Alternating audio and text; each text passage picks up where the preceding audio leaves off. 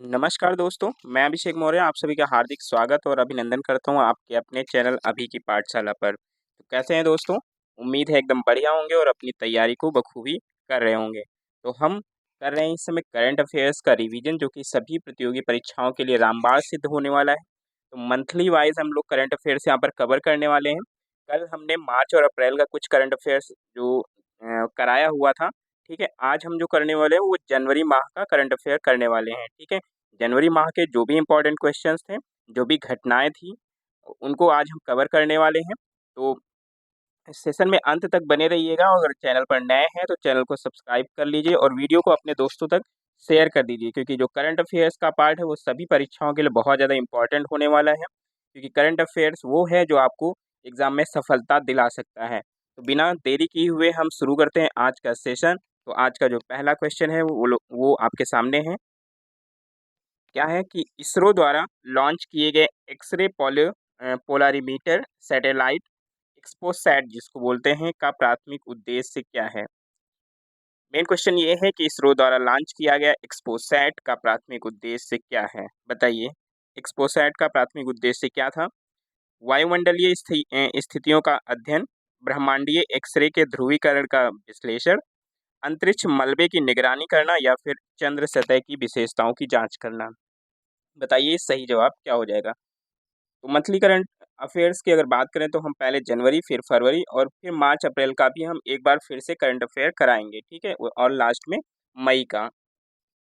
तो इसका सही जवाब क्या हो जाएगा? इसका सही जवाब है ब्रह्मांडीय एक्स-रे के ध्रुवीकरण का विश्लेषण करना एक्सपोसैट का मेन उद्देश्य था, ठीक है? क्या था? ब्रह्मांडीय एक्स-रे के ध्रुवीकरण का विश्लेषण, ठीक है? तो इसका सही जवाब बी हो जाएगा। कहा गया है कि जो यह आकाशीय स्रोतों में ब्रह्मांडीय एक्स-रे के ध्रुवीकरण का अध्ययन के लिए भारत के पहले समर्पित वैज्ञानिक प्रयास का ये प्रतीक है, ठीक है? क्या? ब्रह्मांडीय एक्स-रे के ध्रुवीकरण का विश्लेषण, ठीक है? तो इसको याद रखिएगा, सैटेलाइट का भी नाम याद रखिएगा एक्सपोसैट और इसका जो उद्देश्य है वो भी याद रखिएगा, ठीक है? अगले क्वेश्चन पे बढ़ते हैं। अगला क्वेश्चन सिंपल है, ब्रेल क्या है? बताइए। ब्रेल क्या है बताइए? और जो ब्रेल दिवस होता है वो कब होता है ये भी बताइए, ठीक है? ब्रेल दिवस कब होता है ये भी बताइए आप लोग और ब्रेल क्या है ये भी बताइए। कह रहा सांकेतिक भाषा का एक रूप है, अंधों और दृष्टिबाधित लोगों के लिए एक स्पर्शनीय लेखन प्रणाली है या फिर श्रवण बाधितों के लिए बोली जाने वाली भाषा की एक प्रणाली है या फिर प्रिंट मीडिया में प्रयुक्त एक प्रकार का दृश्य फ़ॉन्ट है। क्या है ब्रेल? तो सही जवाब हमारा क्या हो जाएगा?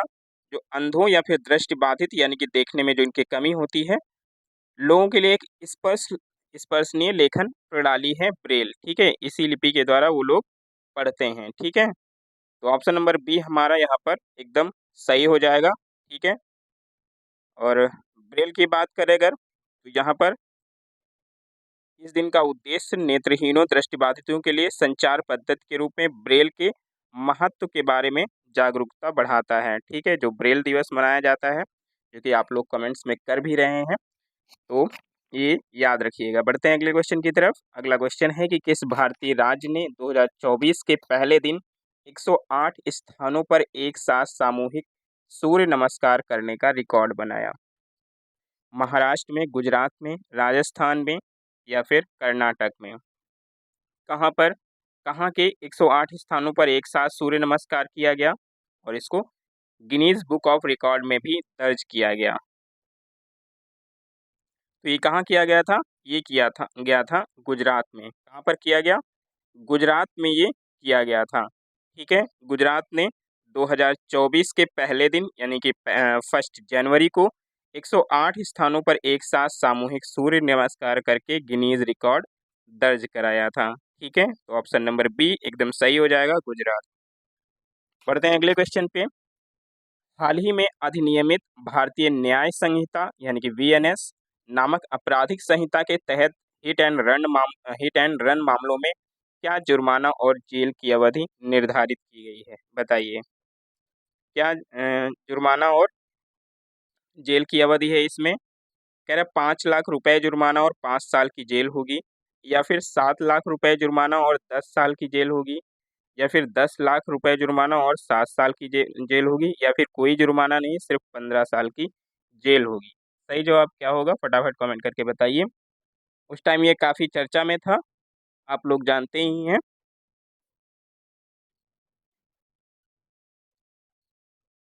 तो सही जवाब यहाँ पर हो जाएगा 7 लाख रुपए जुर्माना लगेगा और 10 साल की जेल होगी। क्या होगा, 7 लाख रुपए जुर्माना लगेगा और 10 साल की जेल होगी। क्लियर है। यहाँ पे अगर बात करें एक्सप्लेनेशन की, तो देख लेते हैं। ट्रक, टैक्सी और बस ऑपरेटरों ने हाल ही में लागू भारतीय न्याय संहिता बीएनएस नामक आपराधिक संहिता में हिट एंड रन मामलों के लिए 7 लाख रुपए जुर्माने और 10 साल की जेल की सजा का प्रावधान करते हुए 3 दिवसीय हड़ताल शुरू की है। इसमें हड़ताल भी ड्राइवरों ने शुरू किया था। ठीक है, बढ़ते हैं अगले क्वेश्चन पे। अगला क्वेश्चन क्या है, लगातार चौथी बार बांग्लादेश के प्रधानमंत्री के रूप में किसे चुना गया है?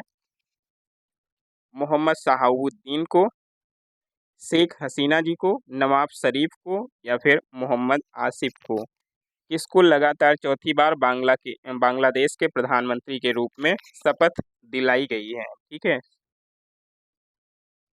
तो ये कौन हो जाएंगे, ये हैं शेख हसीना जी। कौन है? शेख हसीना जी हैं।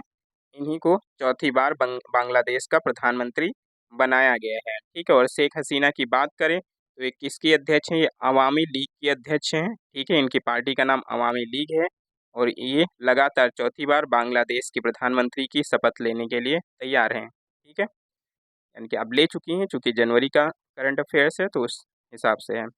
बढ़ते हैं अगले क्वेश्चन पे। अगला क्वेश्चन है, दिसंबर 2023 में भारत मालदीव संबंधों में गिरावट का कारण क्या था? बताइए क्या कारण था गिरावट का? व्यापार विवाद था, पीएम मोदी की लक्षद्वीप की यात्रा के बारे में अपमानजनक टिप्पणी, सैन्य संघर्ष, या फिर आर्थिक अनुमोदन? तो हम सभी को पता है भारत मालदीव का जो वहाँ पे विवाद था वो उस टाइम पे काफ़ी चर्चा में था जनवरी माह में। ठीक है, इसको लेके हर जगह बहस छिड़ी हुई थी और ये किस वजह से हुआ था? तो ये हुआ था पीएम मोदी की लक्षद्वीप की यात्रा के बारे में अपमानजनक टिप्पणी की गई थी। क्या किया गया था? पीएम मोदी के लक्षद्वीप की यात्रा के बारे में अपमानजनक टिप्पणी की गई थी। ठीक है, दिसंबर 2023 में मालदीव के 3 उपमंत्रियों ने प्रधानमंत्री नरेंद्र मोदी की लक्षद्वीप की 2 दिवसीय यात्रा के बारे में अपमानजनक टिप्पणी की। इसे एक पर्यटक आकर्षण के केंद्र के रूप में प्रचारित किया। ठीक है, इससे भारत मालदीव संबंधों में खटास आ गई। ठीक है, भारत सरकार ने इस मुद्दे को मालदीव के सामने उठाया था, जिसके बाद मालदीव सरकार ने 3 मंत्रियों को निलंबित भी कर दिया था। ठीक है, ये बात याद रखिएगा। अगले क्वेश्चन पे चलते हैं। अगला क्वेश्चन है कि गैब्रियल अटल किस उम्र में आधुनिक फ्रांसीसी इतिहास में सबसे कम उम्र के प्रधानमंत्री बन गए हैं? गैब्रियल अटल किस देश के, सॉरी किस देश के नहीं, क्योंकि ये फ्रांस के बने हैं। ठीक है, तो सबसे कम उम्र के प्रधानमंत्री बन गए हैं। बताइए इसमें सही जवाब क्या होगा? 30 साल के हैं, 34 साल के हैं, 37 साल के हैं, या फिर ये 40 साल के हैं? बताइए कितने ईयर्स के ये हैं? तो कितने साल के हैं? तो ये मात्र 34 साल के हैं। ठीक है, 34 साल के गैब्रियल अटल हैं जो कि फ्रांस में प्रधानमंत्री के पद पर नियुक्त हुए हैं। ठीक है, अगले क्वेश्चन पे चलते हैं। अगला क्वेश्चन है, राष्ट्रीय युवा दिवस प्रतिवर्ष क्यों मनाया जाता है? राष्ट्रीय युवा दिवस प्रतिवर्ष क्यों मनाया जाता है? प्रधानमंत्री नरेंद्र मोदी का सम्मान करने के लिए, स्वामी विवेकानंद के जन्म दिवस के उपलक्ष्य में, स्वामी दयानंद सरस्वती के आदर्शों का जश्न मनाना, या फिर भगत सिंह के जन्मदिन को मनाने के लिए होता है? राष्ट्रीय युवा दिवस कब होता है आप लोग कमेंट करके भी बता सकते हैं। बात करें यहाँ पर किसके उपलक्ष्य में मनाते हैं, तो ये मनाते हैं स्वामी विवेकानंद जी के जन्म दिवस के उपलक्ष्य में ये मनाया जाता है। ठीक है, और ये कब मनाया जाता है? तो ये मनाया जाता है 12 जनवरी को। राष्ट्रीय युवा दिवस प्रत्येक वर्ष 12 जनवरी को स्वामी विवेकानंद के जन्मदिन के उपलक्ष्य में मनाया जाता है, जो पश्चिमी दुनिया में वेदांत और योग के भारतीय दर्शन के परिचय के एक प्रमुख व्यक्ति थे। ठीक है, तो सही जवाब हमारा क्या हो जाएगा? स्वामी विवेकानंद के जन्म के उपलक्ष्य में। ठीक है, अगला क्वेश्चन है कि इंटीग्रेटेड टेस्ट रेंज यानी आईटीआर चांदीपुर किस राज्य में स्थित है? बताइए, ITR चांदीपुर किस राज्य में उपस्थित है?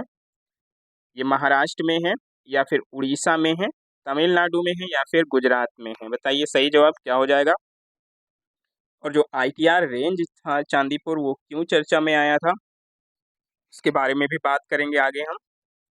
तो चांदीपुर कहाँ है? चांदीपुर है उड़ीसा में। कहाँ पर है? उड़ीसा में आपको मिल जाएगा। ठीक है। DRDO ने 12 जनवरी 2024 को, यानी कि राष्ट्रीय युवा दिवस के अवसर पर, ITR चांदीपुर में नई पीढ़ी की आकाश NG मिसाइल का सफल उड़ान परीक्षण किया था। ठीक है, किस मिसाइल का?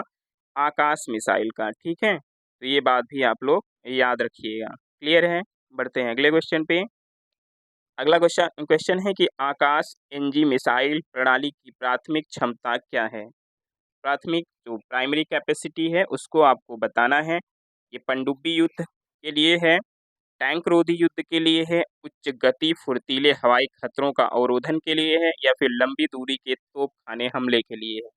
बताइए सही जवाब इनमें से क्या हो जाएगा। ठीक है, इनमें से जो सही जवाब है वो क्या हो जाएगा, बताइए। तो बिल्कुल राइट आंसर आ रहे हैं आप लोगों के। इसका जो सही जवाब है वो क्या हो जाएगा? उच्च गति के फुर्तीले हवाई खतरों का अवरोधन करने के लिए इसका जो परीक्षण है वो किया गया है। ठीक है, बात करें आकाश NG जो अत्याधुनिक मिसाइल है, ये उच्च गति फुर्तीले हवाई खतरों को रोकने में सक्षम है। ठीक है, बढ़ते हैं अगले क्वेश्चन पे। अगला क्वेश्चन है, भारत के सबसे लंबे पुल का क्या नाम है? भारत के सबसे लंबे पुल का क्या नाम है? राजीव गांधी सेतु, अटल बिहारी वाजपेयी सेवरी नहावा सेवा अटल सेतु, या फिर इंदिरा गांधी ब्रिज, या फिर सरदार पटेल चौराहा? सही जवाब क्या हो जाएगा, बताइए। काफी चर्चा में था, और ये भारत के सबसे लंबा पुल है, और इसका नाम क्या है? इसका नाम है अटल बिहारी वाजपेयी सेवरी, यानी कि नहावा सेवा Atal Setu. Option number B आपका एकदम यहाँ पर राइट हो जाएगा। और बात करें इसके भी उद्घाटन की, तो प्रधानमंत्री नरेंद्र मोदी जी ने 12 जनवरी 2024 को भारत के सबसे लंबे पुल अटल बिहारी वाजपेयी सेवरी नहावा सावा अटल सेतु का उद्घाटन किया था। ठीक है, बढ़ते हैं अगले क्वेश्चन पे। अगला क्वेश्चन है, सत्र के दौरान अंतरिम बजट कौन पेश करेगा? सत्र के दौरान मतलब बजट सत्र के दौरान। ठीक है, बजट सत्र के दौरान अंतरिम बजट कौन पेश करेगा? तो कौन पेश करेगा? जो हमारी वित्त मंत्री हैं, यानी कि निर्मला सीतारमण जी। ठीक है, तो वित्त मंत्री निर्मला सीतारमण जी अंतरिम बजट पेश करेंगी। ठीक है, यानी कि पेश हो चुका है, जनवरी माह का करंट है। अगले क्वेश्चन पे चलते हैं। अगला क्वेश्चन है, जनवरी 2024 में किस आतंकवादी समूह ने सोमालिया में संयुक्त राष्ट्र के हेलीकॉप्टर पर कब्जा कर लिया? बताइए, किस आतंकवादी समूह ने कब्जा किया था? तालिबानियों ने, अल शबाब ने, ISIS ने, या फिर बोको हराम ने? बताइए, किस आतंकवादी समूह ने सोमालिया में संयुक्त राष्ट्र के हेलीकॉप्टर पर कब्जा कर लिया था? तो ये कब्जा किया था अल शबाब के लड़ाकों ने। किसने किया था? अल शबाब के जो लड़ाके हैं, ठीक है, आतंकवादी जो गुट है, उसने इस पर कब्जा कर लिया था। ठीक है, 10 जनवरी 2024 की ये बात है। कब? 10 जनवरी 2024 को सोमालिया में अल शबाब लड़ाकों ने संयुक्त राष्ट्र के एक हेलीकॉप्टर पर कब्जा कर लिया था। ठीक है, बढ़ते हैं अगले क्वेश्चन पे। अगला क्वेश्चन है, वाइब्रेंट गुजरात ग्लोबल समिट जो 2024 में मुख्य अतिथि के रूप में किसने भाग लिया था? बताइए, वाइब्रेंट गुजरात ग्लोबल समिट 2024 में मुख्य अतिथि के रूप में किसने भाग लिया था? नेपाल के राष्ट्रपति ने, संयुक्त राज्य के राष्ट्रपति ने, इजराइल के प्रधानमंत्री ने, या फिर संयुक्त अरब अमीरात के राष्ट्रपति ने? बताइए किसने यहाँ पर भाग लिया था मुख्य अतिथि के रूप में? तो बिल्कुल सही जवाब है आप लोगों के, ये भाग लिया था UAE के, यानी कि संयुक्त अरब अमीरात के जो राष्ट्रपति थे, उन्होंने इसमें भाग लिया था। इनके अलावा एक लोग और थे, वो कौन थे वो भी देख लेते हैं। संयुक्त अरब अमीरात के राष्ट्रपति और अबू धाबी के शासक शेख मोहम्मद बिन जायद अल नाहयान। ठीक है, कौन था? अबू धाबी के शासक शेख मोहम्मद बिन जायद अल नाहयान ने मुख्य अतिथि के रूप में भाग लिया, जो भारत और संयुक्त अरब अमीरात के बीच गहरे संबंधों का प्रतीक हैं। ठीक है, तो सही जवाब हमारा है संयुक्त अरब अमीरात। ठीक है, बढ़ते हैं अगले क्वेश्चन पे। अगला क्वेश्चन है, विश्व हिंदी दिवस हर साल 10 जनवरी को क्यों मनाया जाता है? बताइए, विश्व हिंदी दिवस हर साल 10 जनवरी को क्यों मनाया जाता है? यहाँ पे विश्व हिंदी दिवस की बात हो रही है, राष्ट्रीय हिंदी दिवस की बात नहीं हो रही है। ठीक है, तो किस लिए मनाया जाता है? हिंदी साहित्य का जश्न मनाने के लिए, विदेशों में हिंदी भाषा को बढ़ावा देना, हिंदी कवियों का सम्मान करना, या फिर हिंदी संस्कृति को पहचानना। बताइए सही जवाब क्या हो जाएगा? विश्व हिंदी दिवस क्यों मनाया जाता है? तो क्यों मनाया जाता है? विदेशों में हिंदी भाषा को बढ़ावा देना और इसकी स्थिति को और मजबूत करना। ठीक है, इसीलिए मनाया जाता है विश्व हिंदी दिवस। तो ऑप्शन नंबर बी आपका एकदम राइट हो जाएगा यहाँ पर। ठीक है, ये कब मनाया जाता है? तो ये मनाया जाता है 10 जनवरी को। ठीक है, बढ़ते हैं अगले क्वेश्चन पे। अगला क्वेश्चन है, vibrant Gujarat global trade show के उद्घाटन में किन दो देशों के राष्ट्रपति उपस्थित थे? बताइए किन दो देशों के राष्ट्रपति उपस्थित थे? मोजाम्बिक और मालदीव के, मोजाम्बिक और तिमोर लेस्ते के, मोजाम्बिक और संयुक्त अरब अमीरात के, या फिर जर्मनी और संयुक्त अरब अमीरात के। बताइए इनमें से किसके राष्ट्रपति उपस्थित थे? तो सही जवाब इसका क्या हो जाएगा? सही जवाब इसका हो जाएगा मोजाम्बिक और तिमोर लिस्ते के राष्ट्रपति। क्या कहाँ के? मोजाम्बिक और तिमोर लिस्ते के राष्ट्रपति वाइब्रेंट ग्लोबल जो ट्रेड शो था गुजरात का, उसमें उपस्थित थे। ठीक है, उनका नाम क्या था? प्रधानमंत्री नरेंद्र मोदी ने 9 जनवरी 2024 को गांधीनगर में vibrant Gujarat global trade show का उद्घाटन किया था। इस कार्यक्रम में मोजाम्बिक के राष्ट्रपति जो थे फिलिप न्यूसी, कौन थे? फिलिप न्यूसी, और तिमोर लिस्ते के जो राष्ट्रपति थे जोस रामोस होर्टा। ठीक है, और गुजरात के मुख्यमंत्री भूपेंद्र पटेल ने भाग लिया था। ठीक है, तो इनका नाम याद रखिएगा आप लोग। क्या नाम है? जो मोजाम्बिक के राष्ट्रपति हैं फिलिप न्यूसी, और तिमोर लेस्ते के जो राष्ट्रपति हैं जोस रामोस होर्टा। ठीक है, इन्होंने पार्टिसिपेट किया था। बढ़ते हैं अगले क्वेश्चन पे। अगला क्वेश्चन है कि नासा के आर्टेमिस कार्यक्रम का प्राथमिक लक्ष्य क्या है? नासा का जो आर्टेमिस कार्यक्रम था उसका प्राइमरी जो मोटिव है वो क्या है? मंगल ग्रह पर इंसानों को भेजना, इंसानों को चांद पर वापस भेजना, क्षुद्र ग्रहों की खोज, या फिर मंगल ग्रह पर अंतरिक्ष स्टेशन की स्थापना। सही जवाब क्या हो जाएगा? फटाफट जवाब दीजिए आप लोग। तो नासा का जो कार्यक्रम है बहुत ही बड़ा कार्यक्रम था, आर्टेमिस कार्यक्रम, और इसको चांद के लिए भेजा गया था। चांद से इंसानों को वापस भेजना चांद पर। ठीक है, तो चांद पर इंसानों को वापस भेजना इसका मेन जो मोटिव था। ठीक है, तो ऑप्शन नंबर बी एकदम हमारा सही हो जाएगा। हालांकि अब ये जो मिशन है उसको स्थगित कर दिया गया है। ठीक है, नासा ने आर्टेमिस कार्यक्रम की अपनी योजना को स्थगित कर दिया है, जिसका उद्देश्य मनुष्य को चंद्रमा पर भेजना है। ठीक है, तो अभी फिलहाल के लिए स्थगित कर दिया गया है। अगला क्वेश्चन है, वरुण तोमर ने ओलंपिक कोटा स्थान सुरक्षित करने के लिए किस स्पर्धा में स्वर्ण पदक जीता है? वरुण वरुण तोमर, ठीक है, इन्होंने ओलंपिक कोटा स्थान सुरक्षित करने के लिए किस स्पर्धा में स्वर्ण पदक जीता है? पुरुषों की 10 मीटर एयर राइफल में, पुरुषों की 25 मीटर रैपिड फायर पिस्टल में, पुरुषों की 25 मीटर पिस्टल में, या फिर पुरुषों की 10 मीटर एयर पिस्टल में, इसमें गोल्ड मेडल जीता है इन्होंने? सही जवाब क्या होगा? सही जवाब हो जाएगा पुरुषों की 10 मीटर एयर पिस्टल में। ठीक है, किस में जीता? पुरुषों की 10 मीटर एयर पिस्टल में। यहाँ दो ऑप्शन दिए गए, यहाँ पे राइफल दिया है, यहाँ पर पिस्टल दिया है, तो इन दोनों में कंफ्यूज बिल्कुल मत होना, काफ़ी क्लोज लगते हैं एग्जाम में ये दोनों ऑप्शन। तो राइफल पे हमें टिक नहीं करना है, हमें टिक करना है पिस्टल पे। ठीक है, तो पिस्टल याद रखिएगा। ठीक है, बढ़ते हैं अगले क्वेश्चन पे, और इसमें देख लेते हैं। वरुण तोमर ने पुरुषों की 10 मीटर एयर पिस्टल स्पर्धा में 239.6 के स्कोर के साथ स्वर्ण पदक जीता, जबकि अर्जुन चीमा ने रजत पदक हासिल किया था। किसने? अर्जुन चीमा ने रजत पदक पदक हासिल किया। क्लियर है? बढ़ते हैं अगले क्वेश्चन पे। अगला क्वेश्चन है कि ईशा सिंह ने ओलंपिक कोटा स्थान सुरक्षित करने के लिए किस स्पर्धा में स्वर्ण पदक जीता? वहां पर पुरुषों के लिए था, यहाँ पर महिलाओं के लिए बोला गया है।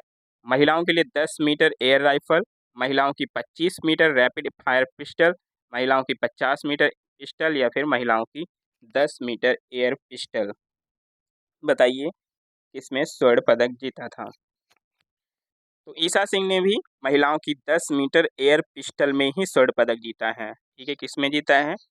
10 मीटर महिलाओं की 10 मीटर एयर पिस्टल में ही इन्होंने भी स्वर्ण पदक जीता है। बस नाम याद रखिएगा, वो पुरुषों के लिए था, ये महिलाओं के लिए था। ठीक है, तो ऑप्शन नंबर डी एकदम सही हो जाएगा।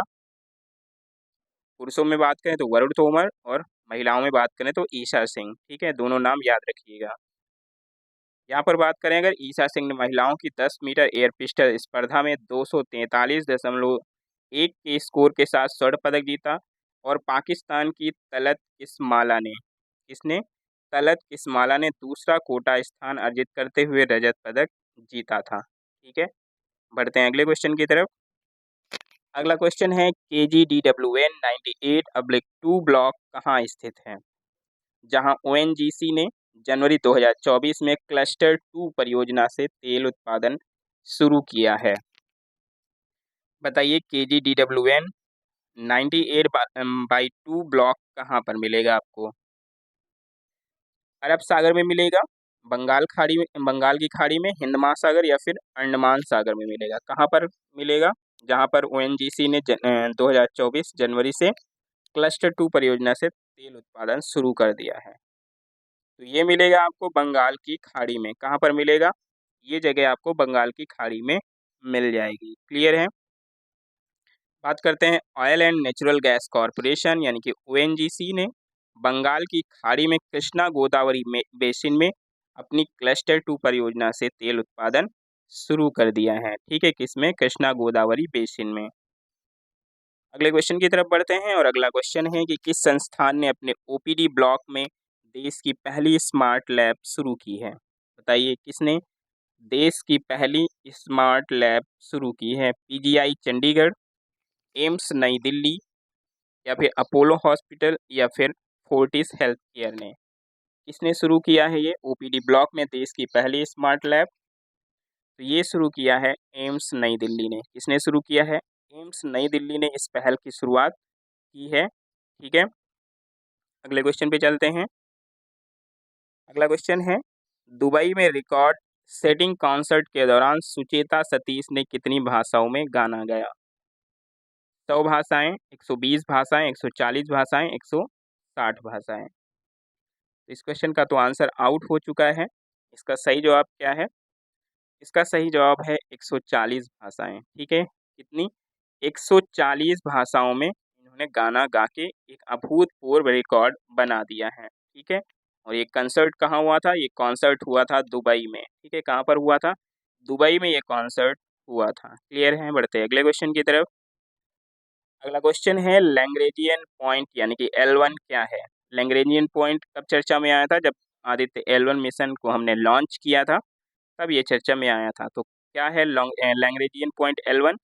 वह बिंदु जहां दो अंतरिक्ष यान टकराते हैं या फिर एक बिंदु जहां गुरुत्वाकर्षण बल पृथ्वी और चंद्रमा के बीच संतुलन तक पहुंचते हैं या फिर ऐसा बिंदु जहां गुरुत्वाकर्षण बल पृथ्वी और सूर्य के बीच संतुलन तक पहुंचते हैं या फिर अंतरिक्ष में वो बिंदु जहां कोई गुरुत्वाकर्षण बल नहीं है? सही जवाब क्या हो जाएगा बताइए?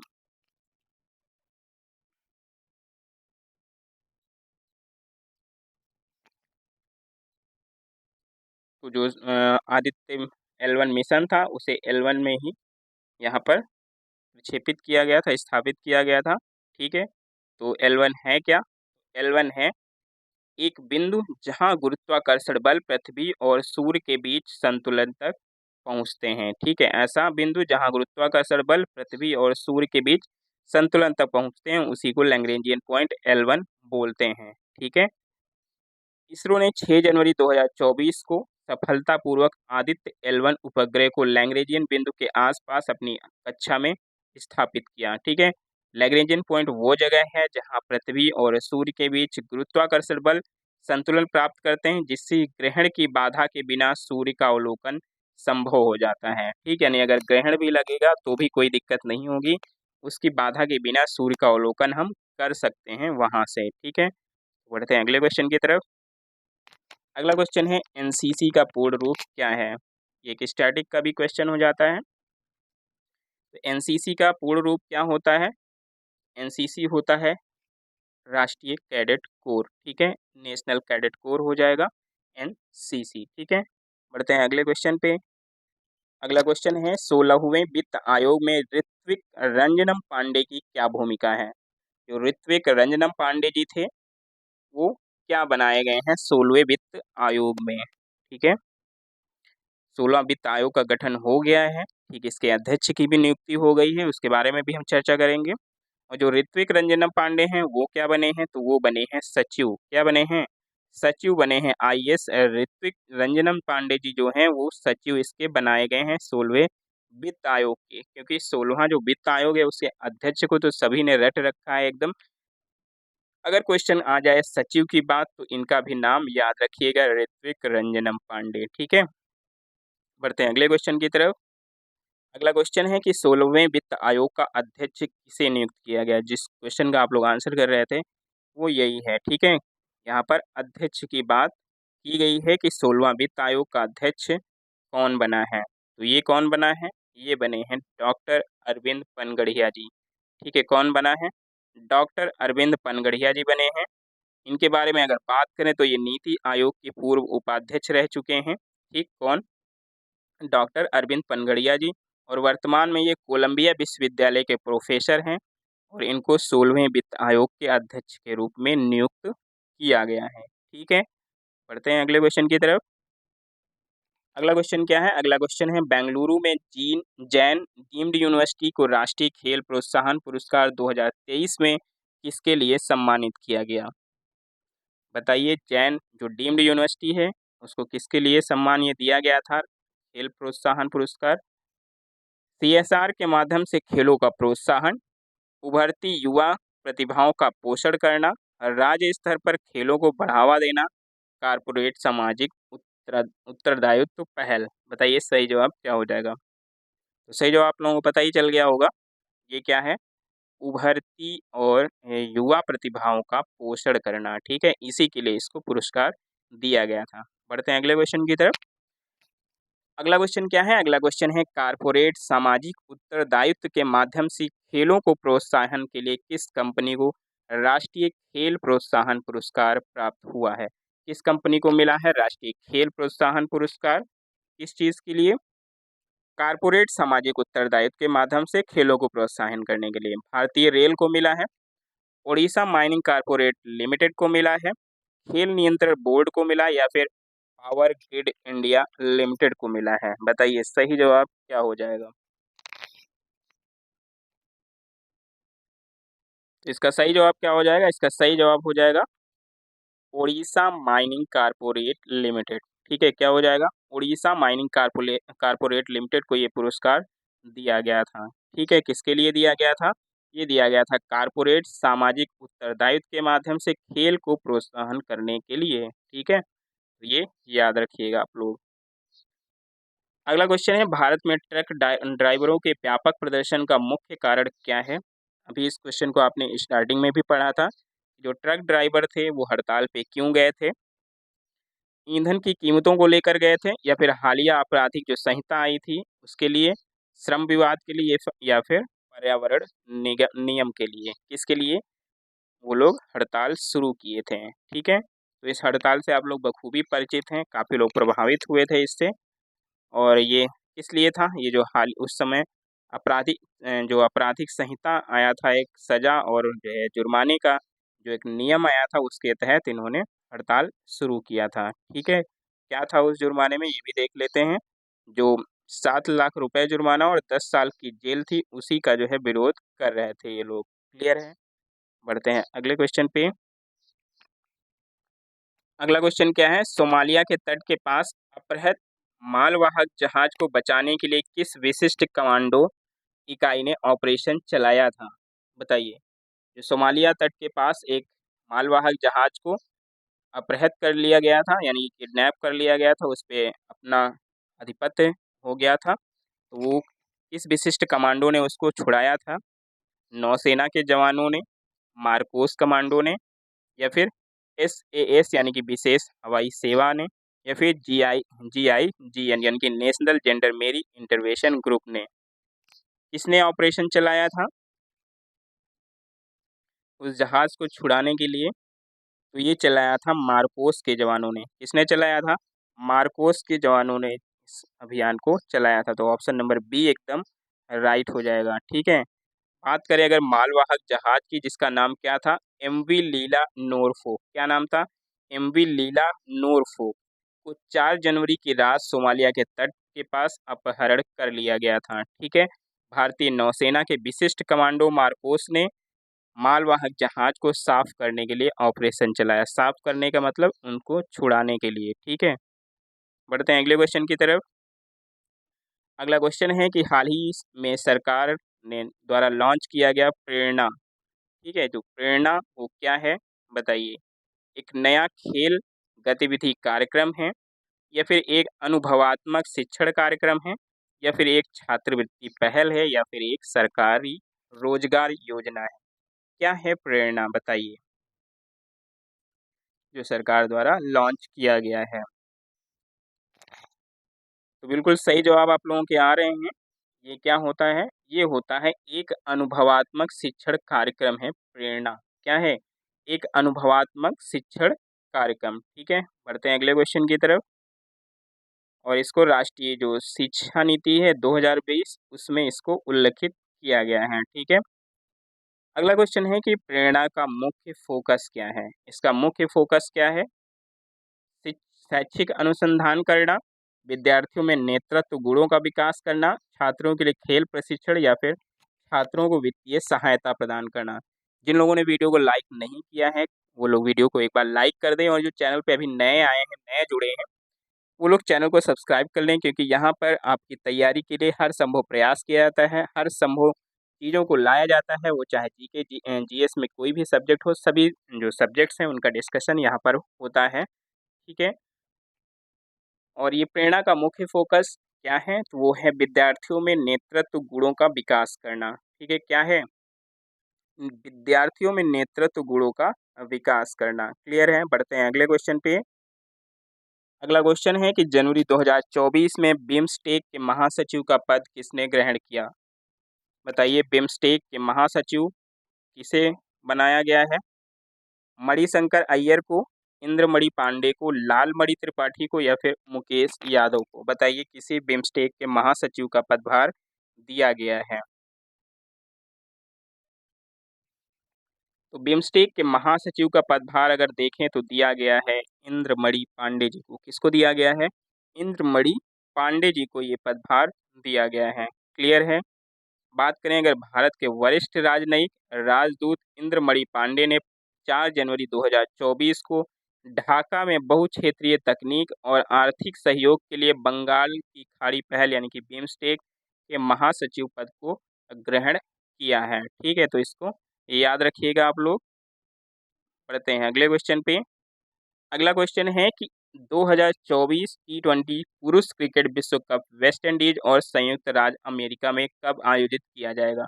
ये कहाँ पर आयोजित होगा? इसको भी याद रखिएगा। ये आयोजित होगा वेस्ट इंडीज और संयुक्त राज्य अमेरिका में आयोजित होगा। तो ये कब से शुरू हो रहा है? 1 जून से 15 जून 2024 से, 1 जून से 29 जून 2024, 1 जुलाई से 15 जुलाई, या फिर 1 जुलाई से 29 जुलाई? कब से शुरू हो रहा है वर्ल्ड कप? जो टी20 वर्ल्ड कप है वो कब शुरू हो रहा है? तो ये शुरू हो रहा है 1 जून से 29 जून तक। ठीक है। कब तक चलेगा? 1 जून से 29 जून तक ये चलेगा, यानी कि नेक्स्ट मंथ टी20 वर्ल्ड कप होने वाला है। ठीक है। बढ़ते हैं अगले क्वेश्चन पे। और अगला क्वेश्चन क्या है? अगला क्वेश्चन है India international jewellery trade show का 16वां संस्करण कहाँ आयोजित हो रहा है? India international international jewellery trade show का आयोजन कहाँ पर हो रहा है? इसके संस्करण को भी याद रखिए। कौन सा ये संस्करण है? ये 16वें नंबर का संस्करण है। चेन्नई में, पुणे में, मुंबई में, या फिर नई दिल्ली में? ये कहाँ पर हो रहा है बताइए? तो ये हो रहा है आपके मुंबई में। कहाँ पर हो रहा है? मुंबई में इसका आयोजन किया गया है। ठीक है। बात करें अगर केंद्रीय वाणिज्य मंत्री जो पीयूष गोयल ने, उन्होंने इसका उद्घाटन 4 जनवरी 2024 को किया था। ठीक है, जिसे आईआईजेएस 2024 के नाम से भी जानते हैं। आईआईजेएस का मतलब India international jewellery trade show. ठीक है, तो इस बात को याद रखिएगा। इसका उद्घाटन भी याद रखिएगा किसने किया था। जो पीयूष गोयल हैं उन्होंने किया था। ठीक है, नरेंद्र मोदी जी ने नहीं किया था इसका उद्घाटन। बढ़ते हैं अगले क्वेश्चन की तरफ। और अगला क्वेश्चन है कि जनवरी 2024 में राजस्थान में भारत और संयुक्त अरब अमीरात के बीच जो आयोजित सैन्य अभ्यास था वो कौन सा था, बताइए। Desert storm 2024, desert thunder 2024, desert cyclone 2024 या फिर डेजर्ट मिराज 2024। इनमें से कौन सा जो संयुक्त अभ्यास था वो संयुक्त अरब अमीरात और भारत के बीच हुआ था, बताइए। बिल्कुल सही जवाब आप लोगों के आ रहे हैं। जो डेजर्ट साइक्लोन था, ठीक है, वही भारत और संयुक्त अरब अमीरात के बीच हुआ था। ठीक है, कौन? Desert cyclone. अगर सिर्फ साइक्लोन की बात करें तो साइक्लोन जो अभ्यास होता है वो भारत और मिस्र के बीच होता है। ठीक है, और अगर डेजर्ट साइक्लोन की बात करें तो वो संयुक्त अरब अमीरात और भारत के बीच होता है। तो इन दोनों को याद रखिएगा। क्लियर है? ये कब हुआ था? ये हुआ था 2 जनवरी से लेकर 15 जनवरी तक राजस्थान में हुआ था। ठीक है, बढ़ते हैं अगले क्वेश्चन पे। अगला क्वेश्चन है कि ब्रिक्स समूह की स्थापना सबसे पहले कब हुई थी और कौन से देश इसके संस्थापक सदस्य थे, बताइए। कह रहा 2010 में ब्राजील, रूस, भारत, चीन, दक्षिण अफ्रीका के साथ ये गठित हुआ था। बी कह रहा है 2006 में ब्राजील, रूस, भारत और चीन के साथ गठित हुआ। या फिर 2012 में अर्जेंटीना, चीन, भारत, दक्षिण अफ्रीका के साथ गठित हुआ। या फिर 2008 में ब्राजील, रूस, भारत और दक्षिण अफ्रीका के साथ इसका गठन हुआ था। तो सही जवाब क्या हो जाएगा? फटाफट आंसर करिए आप लोग। तो इसका सही जवाब क्या है? इसका सही जवाब है कि 2006 में इसका गठन हुआ था सबसे पहले। और इसमें जो मेंबर थे यानी कि जो संस्थापक सदस्य थे वो कौन कौन था? वो था ब्राजील, रूस, भारत और चीन। यही 4 देश पहले जुड़े थे इसमें। बात करें 2010 में तो 2010 में साउथ अफ्रीका इसमें जुड़ गया था। ठीक है, अगले क्वेश्चन पे चलते हैं।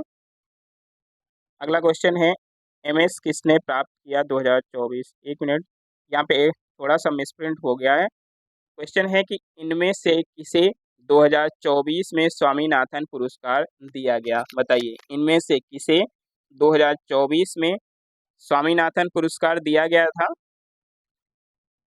प्रोफेसर बी आर कम्बोज को, थावरचंद गहलोत को, चौधरी चरण सिंह को, फिर या राजमाता विजया राज सिंधिया को मिला। किसे दिया गया स्वामीनाथन पुरस्कार 2024? बिल्कुल सही आंसर आप लोगों के आ रहे हैं। ये किसको मिला था? तो ये जो कृषि वैज्ञानिक हैं, कौन? प्रोफेसर बी आर कम्बोज, उन्हीं को ये मिला हुआ था। ठीक है, बी आर कम्बोज की अगर बात करें तो ये चौधरी चरण सिंह हरियाणा कृषि विश्वविद्यालय के कुलपति हैं। ठीक है, कौन है? चौधरी चरण सिंह हरियाणा कृषि विश्वविद्यालय के ये कुलपति हैं। और इन्हीं को एम एस स्वामीनाथन पुरस्कार 2024 दिया गया। क्लियर है? अगला क्वेश्चन है कि 1 जनवरी 2024 को ब्रिक्स समूह में शामिल होने वाले नए सदस्य कौन हैं? नए सदस्य बताने हैं आपको। कौन से नए सदस्यों ने ब्रिक्स समूह को अ, सदस्यता ली है, ठीक, उसमें जुड़े हैं। तो ये कौन से हैं? अर्जेंटीना, ब्राजील, दक्षिण अफ्रीका, मिस्र, इथियोपिया, ईरान, सऊदी अरब, संयुक्त अरब अमीरात, या फिर मैक्सिको, ऑस्ट्रेलिया और तुर्की, या फिर कनाडा, जापान और जर्मनी। बताइए इनमें से सही जवाब क्या हो जाएगा।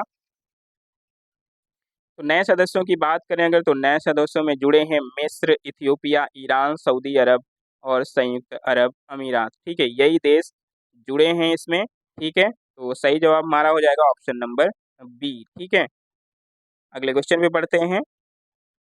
और अगला क्वेश्चन, और ये लास्ट क्वेश्चन था।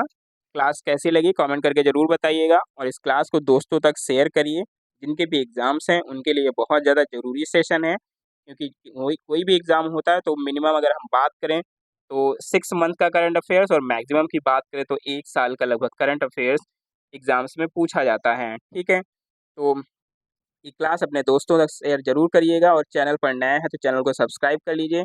दोस्तों, आप लोगों के लिए एक इम्पोर्टेंट सूचना ये है कि रात के 9 बजे भी हमारी क्लास चलती है, स्पेशली रेलवे और एसएससी के बच्चों के लिए चलती है, लेकिन आप भी उसमें जुड़ सकते हैं क्योंकि जो जीके जीएस का पार्ट होता है वो लगभग सभी एग्ज़ाम्स में सेम रहता है, बस थोड़ा-सा लेवल का फ़र्क होता है।